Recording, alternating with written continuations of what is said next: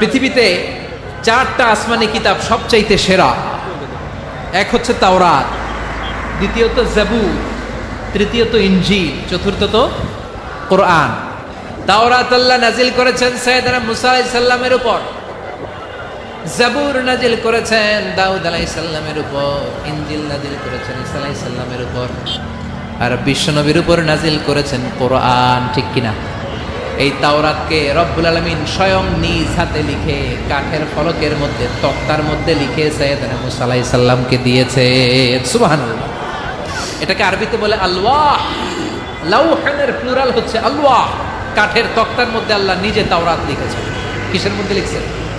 কথা বলেন, শুনতেছেন? মনোযোগ আছে? কাঠের তক্তার মধ্যে তাওরাত লিখলেন, লিখে মুসা আলাইহিস সালামকে বললেন, মুসা ফিহি বুরহান, ফিহি হুদা, ফিহি হিদায়া।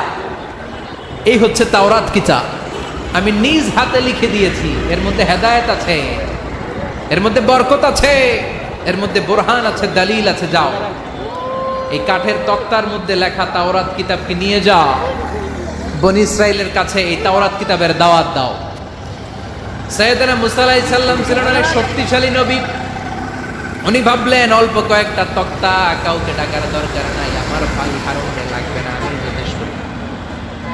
আমার ভাই হারুনরে কষ্ট করে পাহাড়ের উপরে টেনে আনার দরকার নাই, 3-4টা তক্তা আমি নিজেই নিতে পারবো, নিজেই নিতে পারবো মনে করে সাইয়েদনা মুসা আলাইহিস সালাম আল্লাহর লেখা তক্তার উপরে যে তাওরাতের ফলক, এই ফলক ধরে টান দিয়েছে উঠানোর জন্য। আল্লাহ যেহেতু কিতাব দিয়েছে নিয়ে যায়, কিন্তু কি আজীব তামাশা, তক্তা ধরে কাঁধে তুলবে তো দূরের কথা, নাড়াতেই পারে না। সুবহানাল্লাহর আসতে বলে, নাড়াতেই পারে না। উনার এত শক্তি, উনি এক থাপ্পড় মেরে ফেরাউনের বাবুর্চিকে ওই জায়গার মধ্যে দুনিয়া থেকে বিদায় করেছিলেন। এক ধাক্কা মারলে 10 জন 10 হাত দূরে যেয়ে পড়তো। উনি রেগে গেলে ওনার মাথার চুলগুলো টুপি আর পাগড়ি ভেদ করে উপরের দিকে এরকম খাড়া হয়ে দাঁড়িয়ে যেত। স্বয়ং মালাকুল মাউতকে থাপ্পড় মেরে চোখ কানা করে দিয়েছিলেন। এর কারণ মালাকুল মাউত মানুষের সূরাতে আসছিল, আর অনুমতি নেয় নাই। ঘরের মধ্যে ঢোকার আগে অনুমতির দরকার আছে না নাই? কি সুন্দর ইসলাম! হোয়াট এ প্রাইভেসি ইন ইসলাম! কত সুন্দর প্রাইভেসি ইসলাম আমাদেরকে শিখিয়েছে। আপনি ঘরে ঢুকবেন, অনুমতি নিয়ে ঢুকবেন। কার কথা? এক সাহাবী বললেন, নবী আমার ঘরে 2 ঘর। কয়টা? 2টা মাত্র রুম। এক রুমে থাকে আমি, আর এক রুমে থাকে আমার আম্মা জান।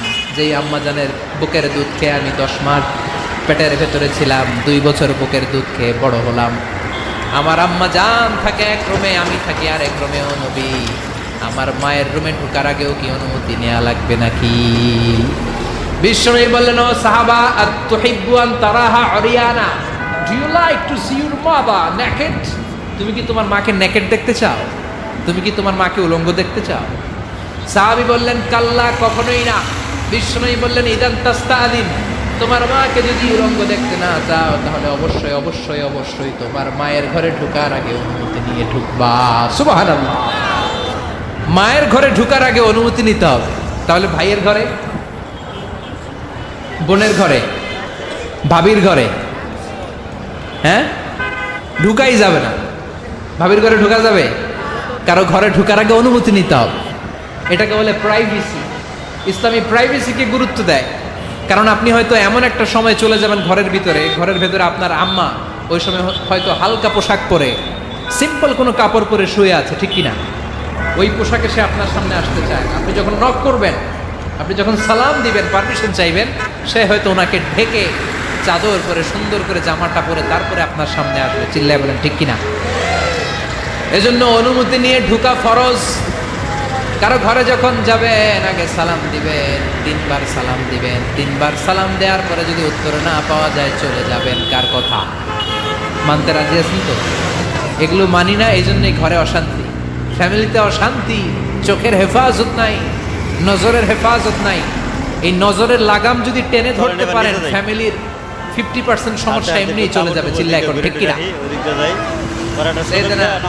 মুসা আলাইহিস সালামের কাছে মালাকুল মাউত, মৃত্যুর ফেরেশতা, মানুষের সূরাতে এসেছিল, অনুমতি নেয় নাই, হুট করে ঘরে ঢুকছে। হুইকা কয় আনামাল